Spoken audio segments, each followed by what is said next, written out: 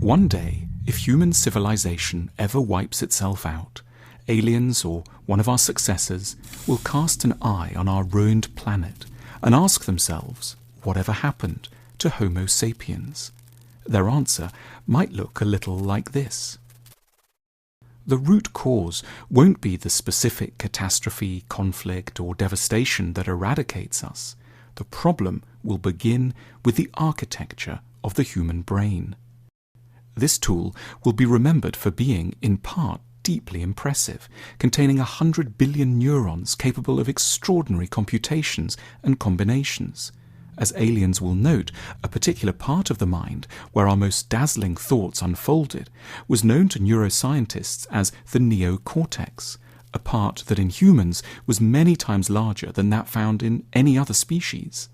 This is what helped this hugely clever ape to produce the magic flute, Anna Karenina, Concorde, and civilization. However, our alien friends will also note that the human mind contained another component, very influential but far less impressive, known as the reptilian brain, an aggressive, lustful, impulsive section of machinery with a great deal more in common with what might be found in a hyena or a small rodent. Because of this reptilian brain, Homo sapiens ended up with 3 grave problems. Firstly, tribalism. Humans were always on the verge of developing violent hatreds of foreigners and manifested strong, ongoing tendencies to slaughter strangers in vast numbers. They could never reliably see the humanity in all members of their own kind. Secondly, Homo sapiens was fatefully prone to short-term thinking. Even when confronted by data, it could only imagine the near-term future, a few years at best, viewing the long term as a chimerical and unreal state. Its immediate impulses were left uncontained and worked to destroy its individual and collective future.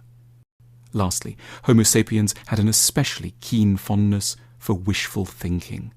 Though capable of immense intellectual achievement, its mind hated to reflect on itself. It couldn't bear to submit its ideas to rational scrutiny. It preferred to act rather than think and daydream rather than plan.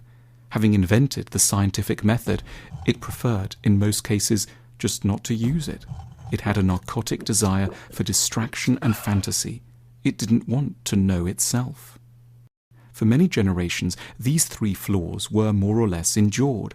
Certain institutions were invented to attenuate them: the law, sound government, education, philosophy, science. It worked, sort of. Humans did keep wiping out swathes of their fellows, but they didn't scupper the species as a whole. What caused the ultimate destruction was the increasing yet untrammeled power of the neocortex. This mighty tool eventually managed to capture fire, contain the elements, and give Homo sapiens a godlike power over the planet, while the animal overall still operated with reflexes as serene and gentle as those of a hyena. The cost of its mistakes grew ever larger. Its powers became uncontained, while its wisdom remained intermittent and fragile. Eventually, its might outpaced its capacity for self-control. It became a nuclear-armed rodent. There was one thing that might have saved humanity: love, and 3 varieties of love in particular. Firstly, the love of the stranger, the capacity to see the other as like oneself and worthy of the same mercy and charity.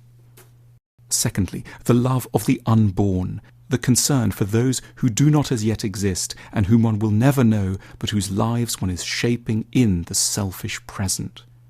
Thirdly, the love of the truth, the strength to resist illusion and lies and square up to uncomfortable facts of all kinds. We don't need to be aliens of the future to understand all this. We can see the disaster scenario only too well right now. The fate of civilization lies ultimately not in the law courts, at the ballot box, or in the corridors of governments.